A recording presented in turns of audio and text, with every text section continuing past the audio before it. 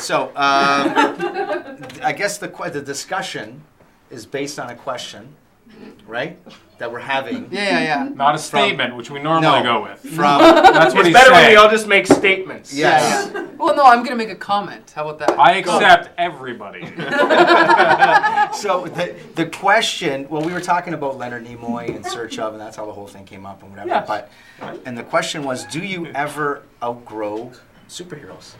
Well, because I noticed that the comics that Adam recommended that we read, American Splendor, Alcoholic, The Nobody, I noticed that you have, we could say, a little bit more, what's the word here, highbrow taste than the three of us. Hoi polloi. No, I am. So what is he saying? We're stupid? Is that what you're saying? I haven't said anything yet. No, but the question, I mean, you know what the thing is. Like, when he does, you're going to get it. All right.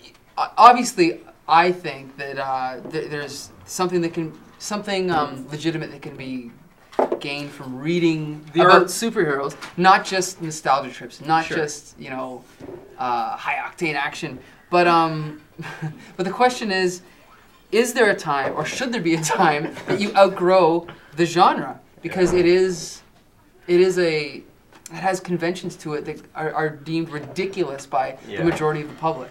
I don't know. I mean, I feel like, from my experience, I got into comic books when I was in grade. I remember. Well, I know specifically. I saw Uncanny X-Men issue. I think it was 245, where Wolverine's turned into the Brood. Oh, we all remember that one. By Mark Silvestri is the greatest illustrator of any Green X-Men and gray comic. tones. Yes. Oh, it's amazing. The coloring was awesome. What's a Brood? Chris Claremont. Oh, yeah. What's a Brood? Chris Claremont writing The greatest writer for the X-Men, in my opinion. But anyway, if you like painting yourself in the corners, Chris Claremont's your man.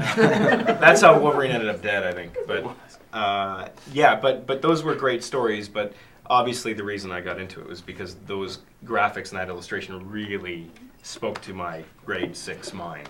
Yes. But that's how I got into it, and so it's just all about, I think, accessibility. And now, I don't know, I think the realism of some of these graphic novels and some of these artists speaks to me a little bit more. But that probably has more to say about the demographic than. But so now, what would you say? I don't want to say caused you to get out of superheroes, but what caused you to get out of it, and what did you get into to replace it? Girls were good to have. Oh. No, I'm just kidding. No, but probably I like girls. No, music, honestly. Okay. I picked up a guitar and I stopped reading comic books. It was I basically started getting geeky about music, and that's what led me to kind of. So what you're saying is you're cool. Oh my God! Yes, obviously. Yes, that's exactly. Haven't you seen his As shirt? long as we got that established.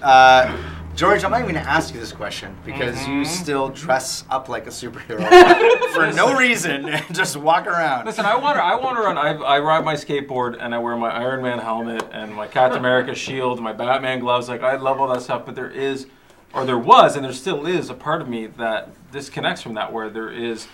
I don't want to read 7 issues of a miniseries that's all about punching or this, and I've got that weird divide where it's like, well, it's okay for Superman to shoot lasers out of his eyes, but he can't possibly reverse time. There's still a maturity that is there, and I think that disconnect for me, that happened, and for me, actually, oddly enough, with the Harvey Picar stuff, and with seeing him on David Letterman. At that point, I was a huge fan of David Letterman. I had a little black and white TV. And I had it under my blankets. Back in the 60s, back in the 60s. Well, I had the crank. Remember the crank and the black and white TVs? Yeah. Hello, Mr. Letterman? and it was that. And then it was just that simple of oh my God, I think this is funny. And then reading American Splendor and forcing myself to understand it, because I was way too young to understand it, but seeing the humor in what they talk about in the film, right? Where the mattress, average is still dumb, that idea. And then I searched that out in comics as well. There are times to take superheroes into a mature world, but there's no way that the literature and the way that comic books through a visual medium, right? It's hard to take superheroes into that world. Well, but I think that there's a lot of really great superhero comic books that do a great job of bringing really deep, kind of evocative storylines that have a lot of importance. Obviously, the conflict is irrelevant. I mean, whether it's people kind of fighting in relationships or, something with 8 legs attacking something that shoots, I don't know. Lasers. Laser. Yes. Laser legs. But there's good. I mean, and there's also really bad. Self autobiographical adult comics. Well, what? You talking about my life? No. What? On the TV show, Mike said hateful things. Okay, the thing is with me is I never got out of superheroes. Even when I got into different superheroes, it was still like Concrete and Madman and stuff. It was just different. But the way that I know that it's okay to read stories about people with superpowers is because Jesus has superpowers. That's right. It's okay to read about Jesus. So it's okay to read about soups. Okay? You just called Superman soup. Yes. And so a story does not have to be realistic. It does not have to be based on alcoholism or sexual relations with a man. You're coming down to like Greek mythology. Yeah, Greek mythology, you're trying to the Bible. mythologize I'm saying these that superheroes. I'm saying that a story can be a metaphor, and there's nothing wrong with reading a story about a character who has fantastic powers, who can travel back in time and to different. Yeah, and I still find stories like that, still appealing, and I still enjoy, I think, filmic interpretations of those stories. I still like fantastic movies and things like that. It's just, I don't know. I think from the graphic novel perspective, at least that's the kind of medium that I'm enjoying now.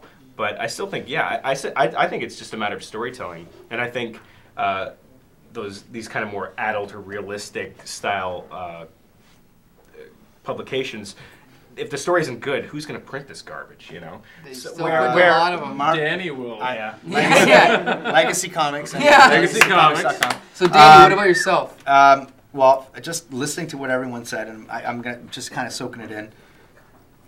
I hear what you're saying, and I think I agree with Adam the most. Mm-hmm. George, I don't even know what you were saying. And Mike, you're going straight to hell. That's all I have to say. No me está. It's what? It's the I always think like, well, I'm kind of out of superheroes, and I'm not in. And then like a really good movie comes out or a good comic comes out, and you're like, oh my God, I'm so back into it. And plus, my son's like 4, so he's just getting into it. So it's like, and then you see a movie like Ghost Rider, and it's like, wow, I hate superheroes. You know what? I can say, anyone who tells me to grow out of superheroes, don't go and see The Dark Knight then. Don't give it a $1 billion box office and then tell me to grow to superheroes. Yeah. Okay. Yeah. You tell him, Mike. Yeah. Shot time. And on that note, who thinks Mike's going straight to hell? Anybody? Yeah. Well, at least we have that established. Have sex. All right. That's the end of the show.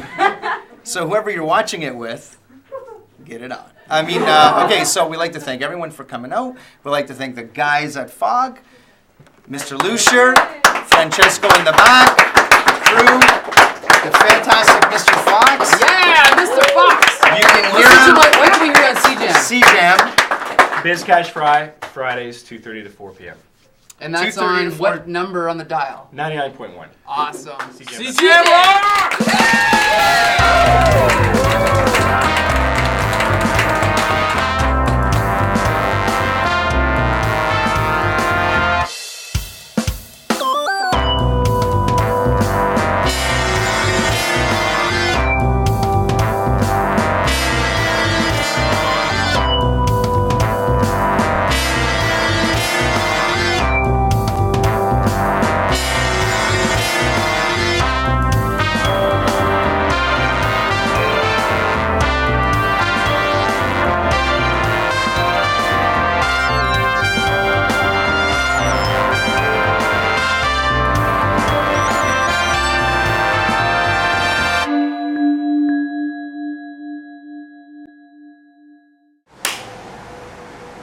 Welcome everybody to the Comic Book Syndicate.